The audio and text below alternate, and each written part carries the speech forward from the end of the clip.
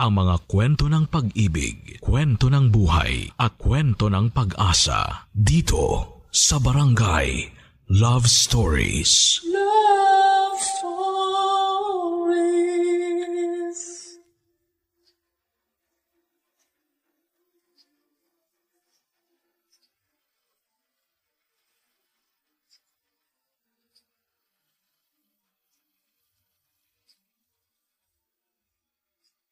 Minsan dahil sa mga kabiguan na nararanasan natin sa buhay ay nagiging desperado na tayo. Kaya nga nauuwi tayo sa pagkalito at labis na pagkalugmok, lalo na at hindi natin sigurado kung ano ang kahihinatnan ng magiging desisyon natin. Ikaw kabarangay, naranasan mo na bang malito ng husto? Dear Papa Dudut, magandang araw sa inyo at sa lahat ng mga katulad kong panatiko ng Barangay Love Stories.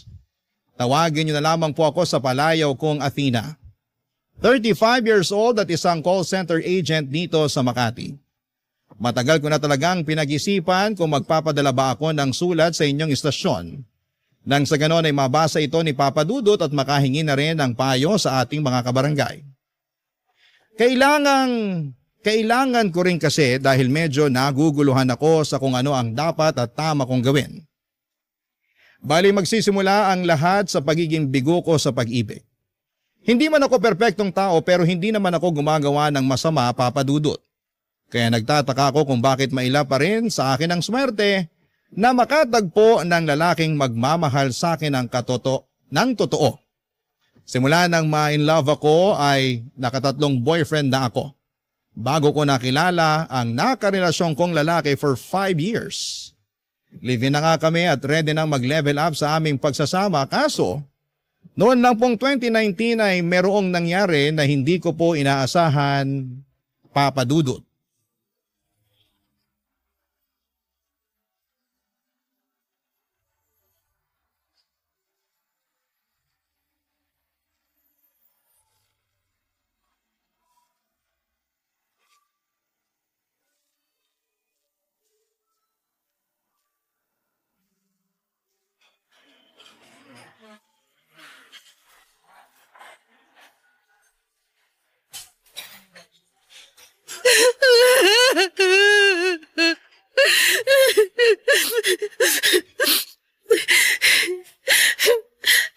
Nakakahiya na ba ako? Masyado na ba ako maingay umiyak? Baka pinagtitinginan na ako ng ibang tao Sabihan mo ko. Ibang klase, nakuha mo pang isipin ng ibang tao, nasa ruro ka na nga ng emosyon mo. Siyempre hindi naman iyakan tong restaurant na kinainan natin. Baka mamaya masyado na akong agaw eksena. Hindi pa naman ganun karami yung mga tao, tsaka hindi ka naman agaw eksena umiyak kaya ayos lang. Sure ka? Oo nga, ayaw mo pa yata maniwala Hindi naman sa ganoon pero hindi mo naman mapipigilan yung damdamin mo. Masakit yung nangyari sa kwento mo, diba? gumuho mundo ko nung inatake sa puso at namatay ang fiancé ko, besh. Sakit-sakit. At hanggang ngayon, hindi pa rin ako makamove on. Hindi pa naman matagal simula nang mangyari yun, kaya okay lang. Kahit hindi ka agad makapag-move on. Tsaka wala namang tamang panahon na dapat nakausad ka na, lalo masakit yung nangyari. Kahit ako gulat na gulat, tsaka hindi rin makapaniwala. Ikakasal na kayo, di ba? Oo. Akala ko pa naman magkakaroon na kami ng happy ending. Kaso, nauna siyang mag-end. Sige, iyak mo lang. Ano ba kasing kamalasan ang meron ako sa pag-ibig? Hindi ka malas. Bakit mo sinasabi yan? Naisip ko lang naman kasi yung unang 3 na nakarelasyon ko, kung hindi ako niloko, pinagpalit sa iba, iniwan ako. Ginawa ko naman lahat. Nagpakasubmissive ako sa kanila kahit wala sa bokabularyo ko yun. Tinanggap ko rin yung mga kapintasan nila at yung mga pagkukulang sa relasyon namin kasi wala naman talagang perpekto sa mundo. Kahit ako, hindi rin ako perpekto. Minahal ko sila ng sobra-sobra. Higit pa sa sarili ko, pero anong ginawa nila sa akin? Sinaktan nila ako. Akala ko hindi na ako makaka-move on. At minsan ko na rin sinabi sa sarili ko na ayoko nang pumasok sa panibagong relasyon. Alam mo yun, di ba? Sinabi ko yun sa'yo. Oo, lasing ka pa nga nun. Saka nagsisisigaw na, kamo, ayaw mo nang ma-in love ulit. Oo, pero kinain ko lahat ng mga sinabi ko nung nakilala ko yung fiancé ko. Aminin ko, naging masaya naman ako nun sa relasyon namin. Hindi super bongga kasi wala naman talagang ganong relationship.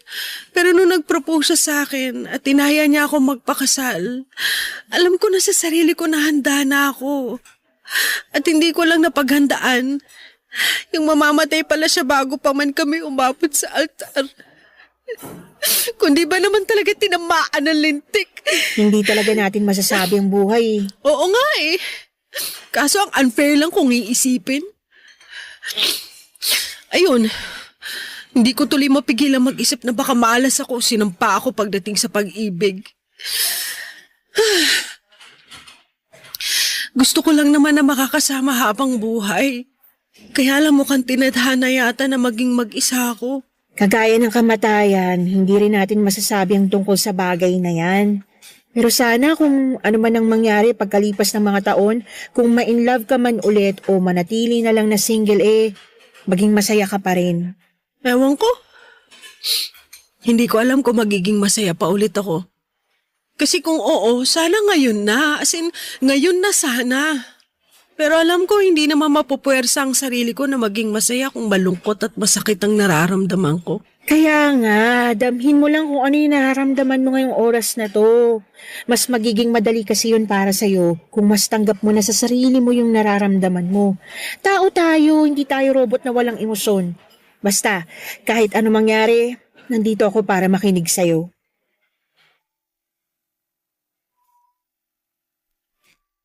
Papadudot katulad ng sinabi ko kay Daisy, kundi ako niloko at pinagpalit ng unang 3 lalaki na nakarelasyon ko noon ay namataya naman ako ng long-time partner. Kaya ang ganda lamang ang hinagpis ko ng mga panahong yon at ngit-ngit na rin sa Diyos dahil maaga niyang kinuha sa akin ang lalaking pinakamamahal ko at magiging asawa na sana. Alam ko namang mali na magalit ako sa kanya pero hindi ko lang talaga mapigilang magtampo. Wala rin naman akong masisisi noong time na yon kasi biglaan nga ang mga nangyari. Buti na lamang at nandyan si Daisy na siyang pinakamalapit kong kaibigan. Kaklase ko na siya simula elementary hanggang college kaya naman kilalang kilala na namin ang isa't isa. Kasama ko siya sa halos lahat ng mga masasaya at malulungkot na pangyayari ng buhay ko at malaki ang pasasalamat ko kay Daisy. Dahil meron akong kaibigan na matatakbuhan sa oras ng pangangailangan.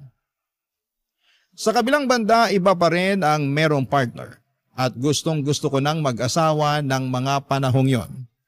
Kaya nga pinalipas ko lang muna ang 3 death anniversary ng namayapa kong boyfriend bago ko humingi ng permiso sa kanyang libingan at sa parents niya na gusto ko na ulit pumasok sa panibagong relasyon. Umayag naman ang mga magulang niya dahil alam ng mga ito na hindi na ako bumabata. 32 years old na ako ng mga panahong yon, kaya naging aktibo ako sa paghahanap ng panibagong karelasyon. Kaso hindi nagwo-work out, hindi na yata ako marunong humanap ng seryoso sadyang hindi lang ako kaseryosyosong tao. Ang sakit isipin, pero hindi pa rin ako sumuko at noong taong 2022 nga, ay may bagay akong sinubukan na hindi ko pa nagagawa sa tanang buhay ko. At yun ay ang umakyat ng bundok. Bagay na medyo pinag-alala ng kaibigan kong si Daisy. Ang totoo ay meron kasi akong napupuso ang organizer na nakilala ko nang minsan akong naligaw sa isang group page sa Facebook na tungkol sa pag-akyat ng bundok. Itago na lang natin sa pangalang Fernan.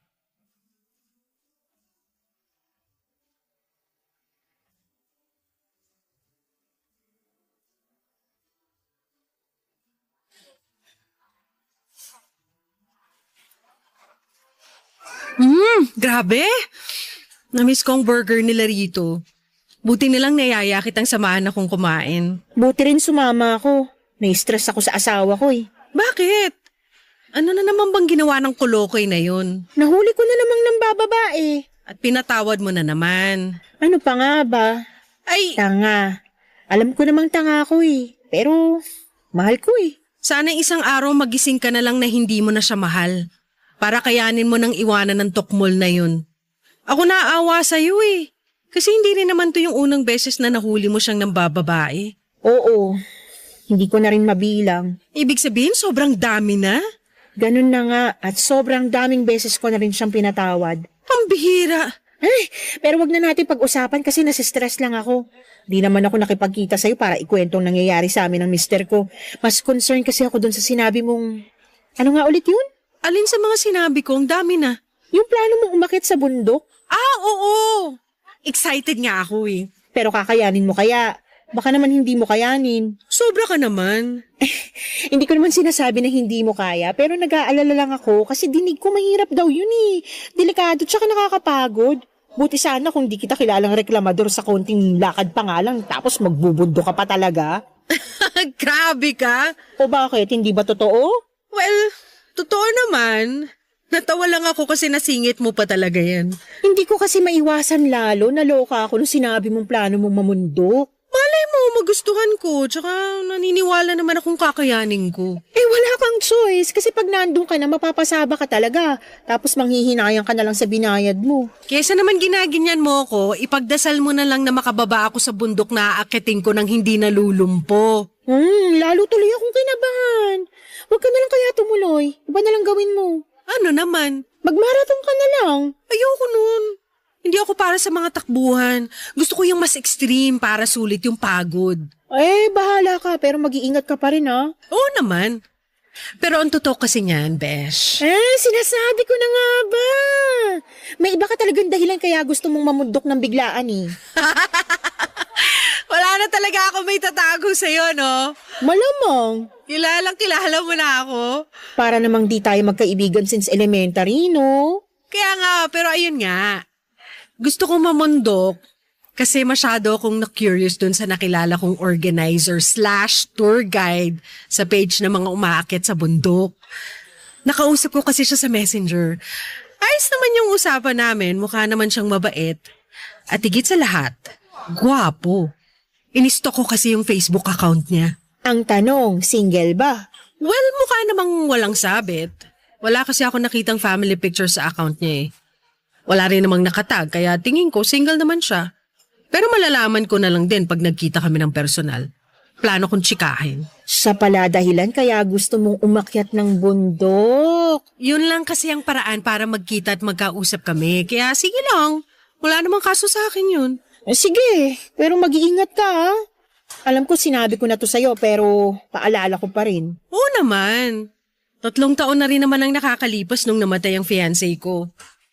Naisip ko baka panahon na para mag-move on at ma-in love ulit. Tsaka alam mo naman na hindi ito yung unang beses na sumubok ulit ako maghanap ng karelasyon, di ba? Oo. Aktibo naman ako. Sumali pa nga ako sa mga dating app kaso bokeh wala eh. Gusto ko na ulit magka-boyfriend. Malay mo, maging swak kami sa isa't isa nitong napupusuan ko. Papadudo, tama naman si Daisy na baka hindi ko kayanin pero gusto ko pa rin subukan. Gwapong-gwapo kasi ako kay Fernan at mabait din naman siya noong kausap ko sa Messenger nung nag-inquire ako. Kaya nga kahit kakaba-kaba ay tinuloy ko ang pag-akyat ng bundok. Si Fernan nga ang tour guide namin noong araw na yon at masasabi ko na inalagaan niya kami paakyat at pababa ng bundok. Naging close kami ni Fernan at nagpatuloy ang komunikasyon namin kahit natapos na ang event. Doon ko mas nakilala si Fernan dahil sa aming pag-uusap. Hinangaan ko siya sa mga bagay na ginagawa niya lalo na ang pag-akyat ng bundok. Kumbaga passion na niya talaga yon at masaya naman siya kasi nakapagtrabaho siya sa isang travel agency bilang tour guide at organizer. Kaya nga pinilit kong sabayan ang lifestyle ni Fernan sa pamamagitan ng pagbubuk ng mga tour at pag-request na siyang maging tour guide namin, Papadudot. Barangay Love Stories. Barangay Love Stories. Papadudot, nagbunga ang aking pagpapapansin kay Fernan at mga pagsama-sama sa mga inorganize nilang tour. Naging consistent ang aming pag-uusap hanggang sa naramdaman ko na lamang na nagdada moves na nga siya sa akin. Siyempre nagpakipot muna ako ng konting-konti lang. Pinaramdam ko sa kanya na hindi ako interesado. Pero kating-kati na talaga akong sagutin siya noong niligawan niya ako.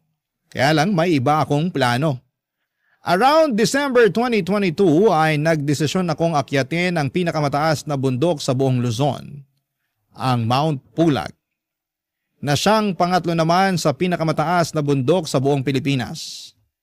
Ang nag-book ako ng tour sa travel agency kung saan nagtatrabaho itong sa Fernan.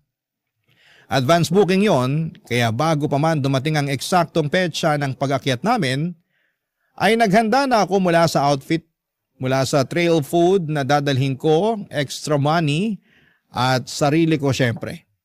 And fast forward, inakyat na nga namin ang Mount Pulag. At nung nasa tuktok na kami ni Fernan ay doon ko na ginawa ang matagal ko ng plano, papadudot.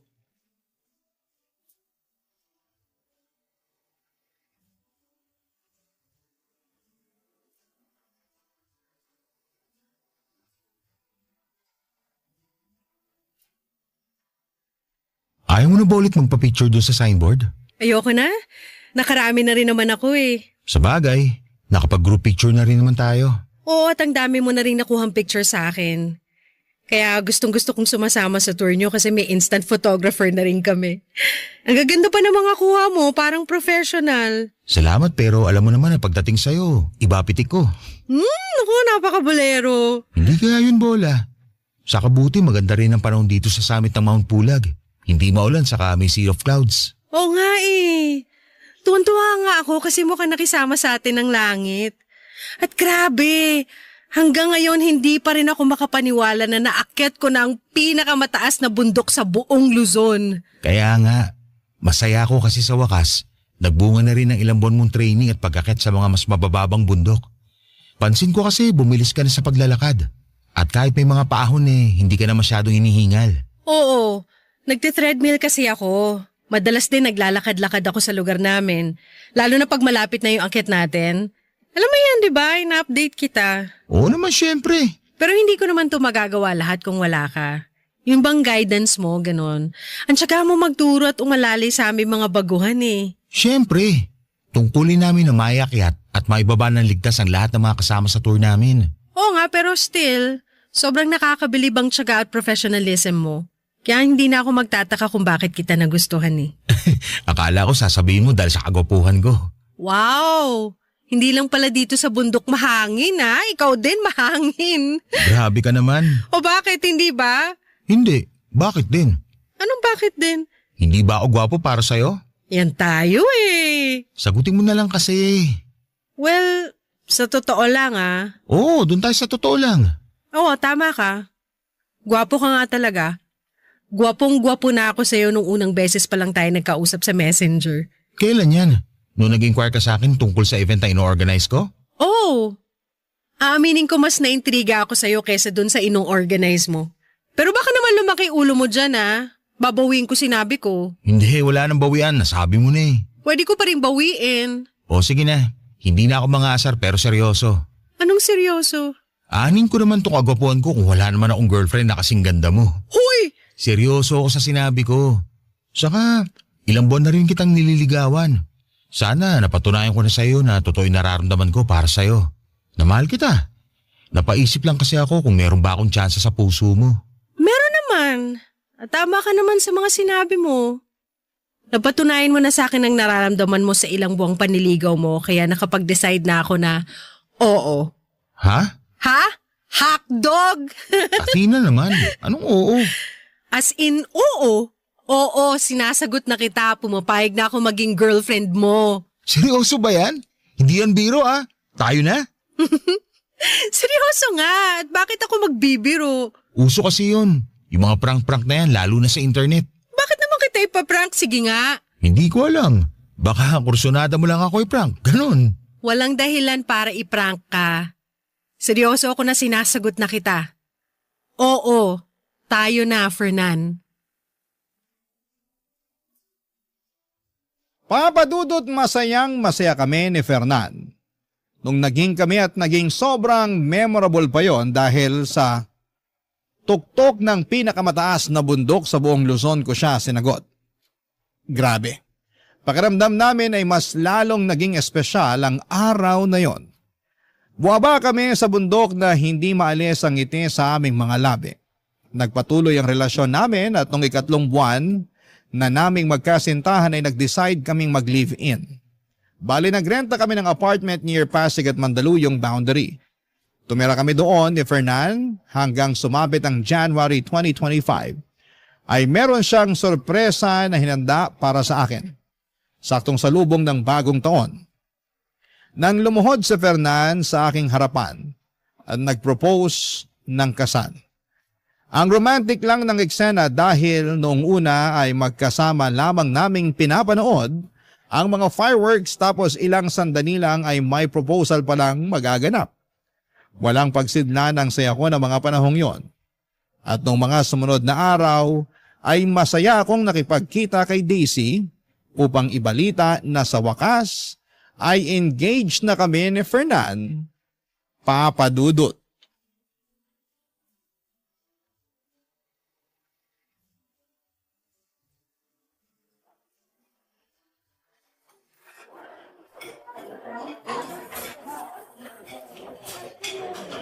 Wala ka bang napapansin sa mga daliri ko, Besh? Ha? Ano bang meron? Ayan o, tingnan mong mabuti. Bagong manicure ka. Ganda ng nail art mo Saka Tanga, hindi yan ang gusto ko ipakita. Ano ba kasi yun? Tignan mong mabuti. Sige ka, magtatampo ko pag hindi mo napansin. Teka, ito na nga OMG! Totoo ba yan? Totoong-totoo, engaged na kami ni Fernan. Nag-propose siya nung New Year's Eve. Siyempre, hindi muna ako nag-upload ng mga pictures sa Facebook kasi plano kong sa'yo muna unang ibalita.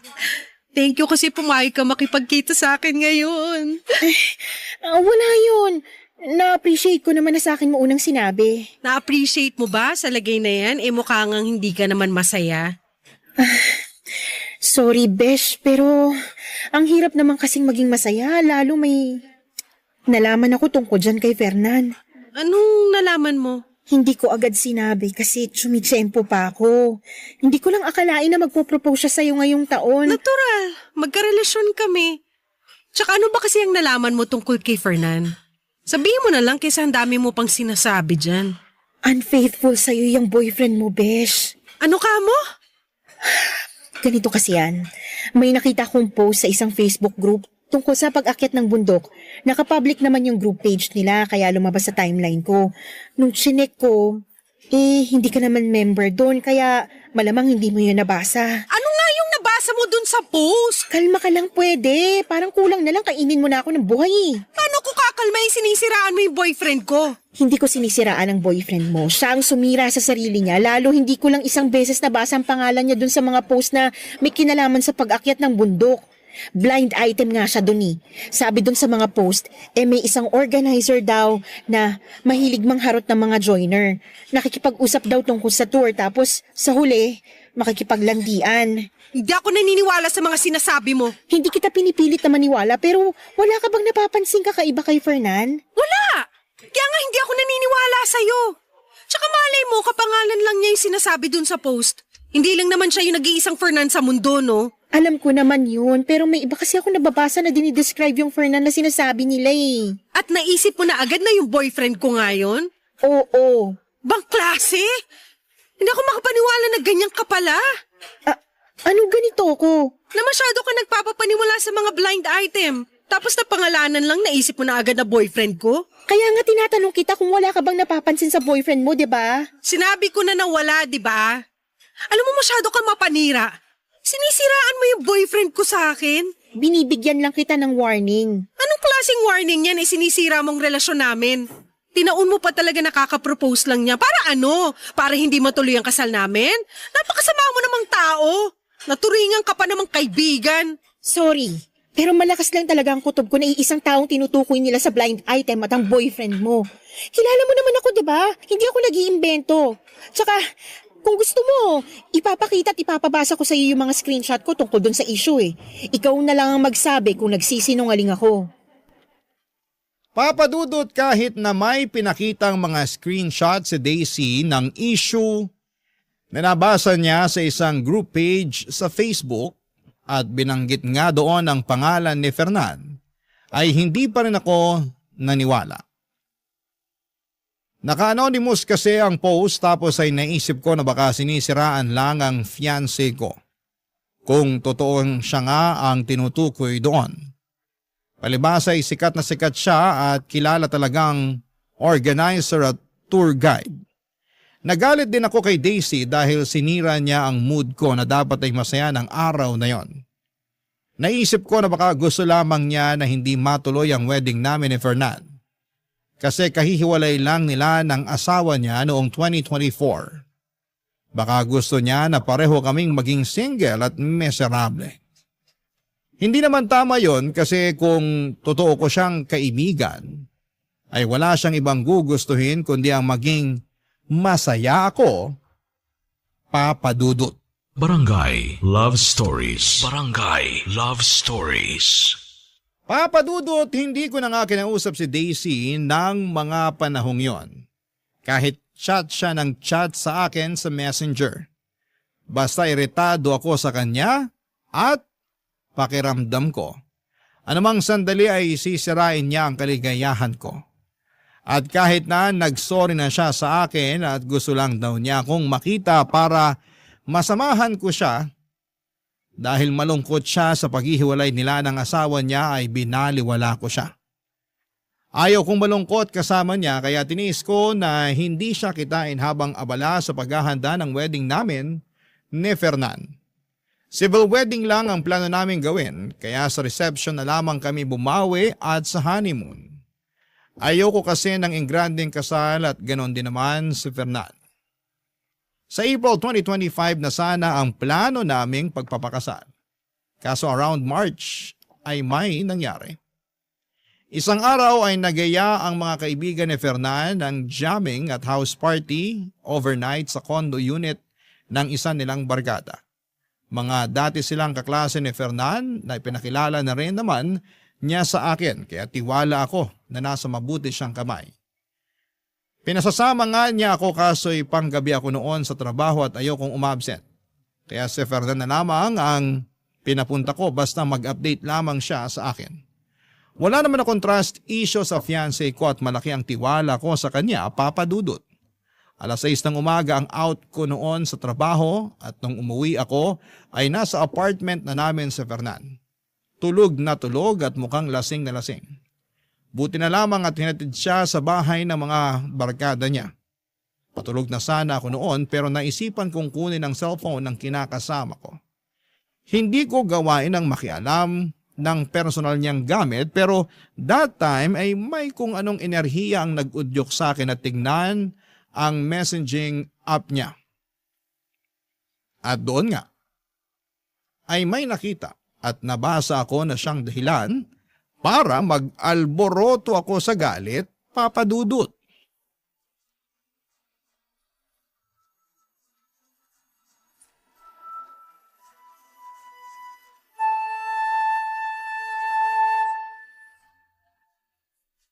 Fernan, gumising ka nga dyan. Bakit ba?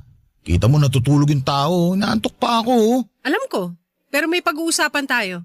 Pwede bang mamaya na lang? Patulugin mo muna ako kasi grabe talaga yung antok ko. Paano hindi ka antukin? Anong oras ka na hinatid dito ng mga barkada mo? Teka, galit ka ba? Oo, galit ako. Bakit ka magagalit nagpaalam naman ako sa'yo. Pinasasama pa nga kita nun pero sabi mo mas gusto mong pumasok sa trabaho. Pambihira ka naman no? Huwag mo sabihing nakalimutan mo. Hindi ko nakalimutan. Alam ko na pinayagan kita at hindi naman yun ang rason kung bakit nagagalit ako ngayon. Wala naman akong kasalanan sa'yo Kaya wala kang dahilan para magalit sa akin. Ah, ganon? Sigurado ka ba talagang wala? Ano yun? Tinatanong kita kung sigurado ka bang wala. Oo, sigurado ako. Ano naman gagawin ko? Malay ko rito sa text sa'yo ng BFF niyong babae. Sa bagay, sabi lang naman niya rito, thank you raw kasi Nakailang beses mo raw siyang dinala sa langit. Dapat daw matagal ka na niyang pinagbigyan pero salamat pa rin daw sa isang hindi malilimutang gabi. Ano kasi, mahal. Huwag mo nga akong matawag-tawag na mahal. Nandidiri ako sa'yo. Ano kasi, hindi yun katulad ng iniisip mo. Bakit? Alam mo ba ngayon kung ano ang iniisip ko? Gusto mong malaman kasi sasabihin ko. Iniisip ko na nagtaksil ka sa akin. Na si dinami-rami ng babae, yung pa talagang pinakilala mo sa akin at pinagkatiwalaan ko. Lintik naman, Fernan. Napakababoy nyo. Tapos malalaman ko na matagal mo na pala siyang kursunada pero kagabi ka lang niya pinagbigyan? Wow! Wow na wow talaga! Sorry, mahal. Huwag mo nga sabi ako matawag-tawag na mahal kasi nasusuka ako sa'yo! Wala lang yun. Anong wala lang yun? Siraulo ka ba? Hindi totoo yun. Tingin mo maniniwala ako sa'yo? Nadala lang kami ng kalasingan namin. Para namang hindi mo pa nararanasang malasing.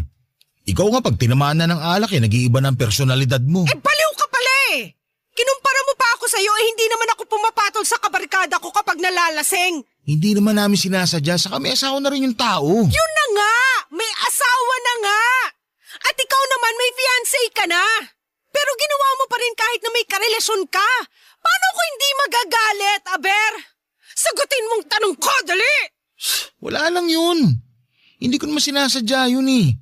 Saan nagsisisi na ako kasi nasaktan kita? Dapat lang na magsisi ka. Ha? Pero sa tingin mo, sapat na yon? Kasi kung tatanungin mo ko, hindi ang sagot ko. Ang sakit-sakit ang ginawa mo sa akin. Lalo't pinagkatiwalaan kita. Ikakasal na nga tayo sa susunod na buwan, di ba? Pero nagawa mo pa rin sa akin to. Ang sakit-sakit, Fernan. Sorry, Athena. Sorry talaga. Sa'yo na lang yung sorry mo kasi nasusuka ako sa pagmumukha mo. Nakakadiri ka. Umayo ka sa akin. Ha? Saan naman ako pupunta? Hindi ko alam. Problema ko pa ba yon? Bahala ka basta lumayas ka sa harap kong lintik ka. Athena naman. Pwede bang pag-usapan muna natin to na maayos? Maayos? O ito usapang maayos. Umalis ka sa bahay na to. Ayoko nang makita ang pagmumukha mo. Sobrang sama mong tao. Sana mapunta ka sa impyerno. Papadudot, grabe ang galit at sama ng loob ko kay Fernan ng mga sandaling yon. Kulang na lamang ay balatang ko siya ng buhay dahil napakalandi niya.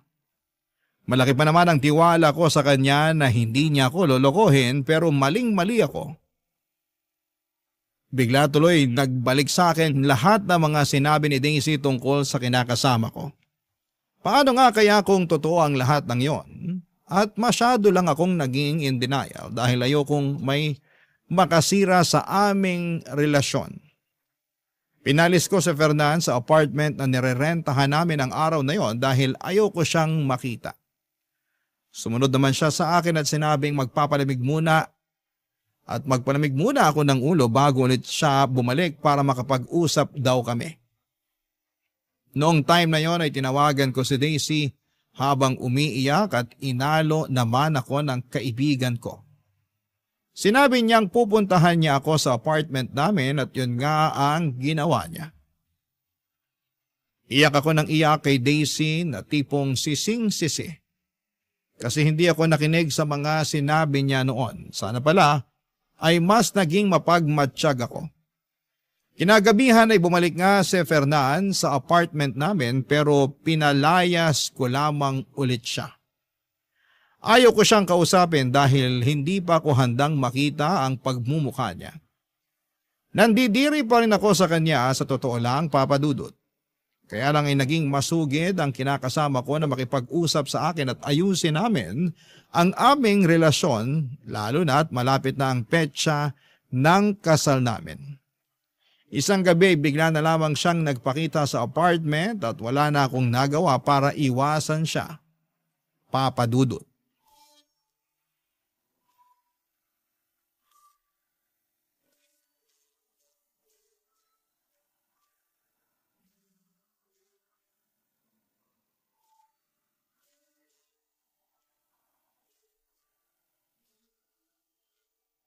Di ba sinabi kong hindi pa ako handang makipag-usap sa'yo?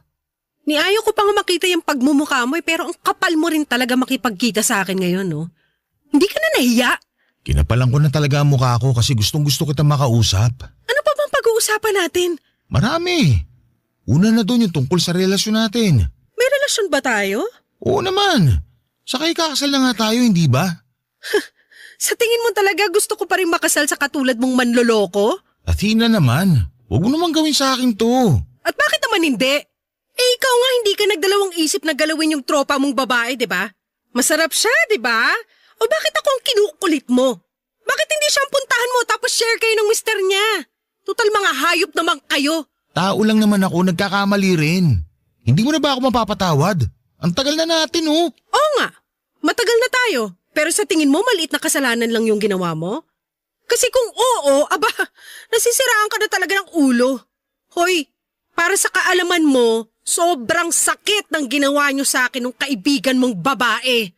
At kahit na hindi siya yung kasama mo na gumawa nun sa akin, malaking kasalanan pa rin na niloko mo ako. Sabi mo nga, di ba, ikakasal na tayo? Pero naisip mo pa rin na lokohin ako. Dapat ba ginawa ko pagkatapos ng kasal natin? Para hindi ka magalit sa akin ng ganyan? Ay, baliw! Kasi yung sinasabi mo parang ganun na rin eh. O di sana ginawa mo na nung bago pa lang tayo para hindi na umabot sa ganito na malapit pa akong maikasal sa manlolokong katulad mo. Hindi ko nga sinasadya yun. Patawarin mo na ako. Nadala lang naman kami ng mga damdamin namin eh. Saka ikaw ang mahal ko. Kung mahal mo talaga ako, hinding-hindi mo may isip na saktan ako. Kaso wala kang isip eh, kaya nagawa mo yun. Tingin mo maniniwala pa ako ngayon sa sinasabi mo? Hindi ko na mababago ang nangyari na. Kaya nga magagawa ko na lang humingi ng tawad. Pero nangangako ko na magbabago na ako para mas maging karapat-dapat sa'yo. Ayoko mawala ka sa akin kaya pagbigyan mo pa ako. Pag ginawa ko pa ulit yung bagay na yon, ako na mismo makikipag-iwalay sa'yo. Wow ha! Salamat sa assurance at pakonsuelo mo. Nakakatuwa namang marinig yan. Grabe! Grabe ka na talaga! Athena, sige na. Nagmamakaawa na ako. Huwag mo naman sa akin gawin to. Mahal na mahal kita eh.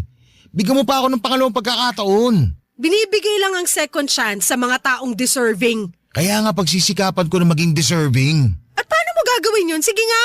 Araw-araw kitang liligawan. Saka ipaparamdam ko sa'yo kung gaano kita kamahal. At kahit na mag-asawa na tayo, gagawin ko pa rin ang panliligaw sa'yo katulad nung kinikilala pa lang natin ang isa't isa noon. Kaya sana naman maniwala ka sa akin at bigyan mo pa ako ng pangalawang pagkakataon para patunayan sa'yo lahat ng mga sinasabi ko.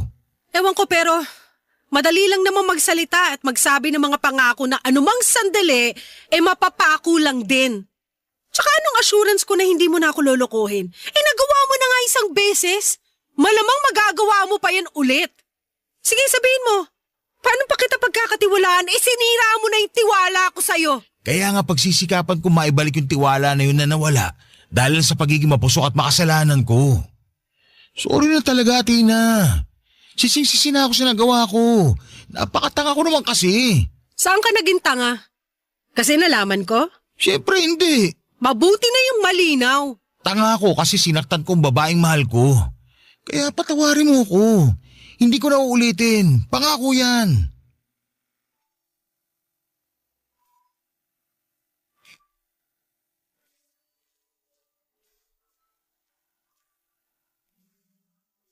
Papadudot, marami pa akong masasakit na salita na gustong sabihin kay Fernan ng gabing yon. Pero hindi ko na nasabi na daig na kasi ako ng matinding emosyon. At sa halip na pakinggan pa ang pagsusumamo niya at paghingi ng tawad ay muli ko siyang pinalayas sa pamamahay namin. Wala rin namang nagawa si Fernan dahil nag-iiskandalo na ako ng mga panahong yon. Pero hindi pa rin siya tumigil sa panliligaw sa akin at hanggang sa ngayon ay sinusuyo pa rin ako ni Fernan.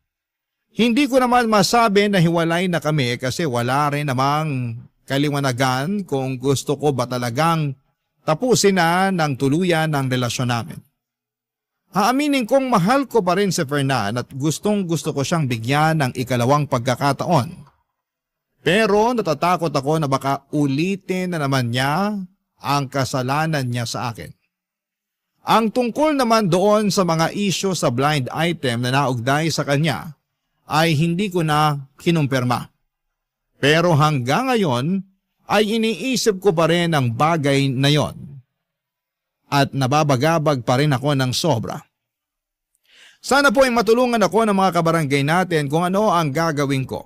Nahihirapan na kasi ako at kahit na sinabi na sa akin ni Daisy na hiwalayan ko na si Fernan, ay may parte pa rin sa puso ko na ayaw yung gawin.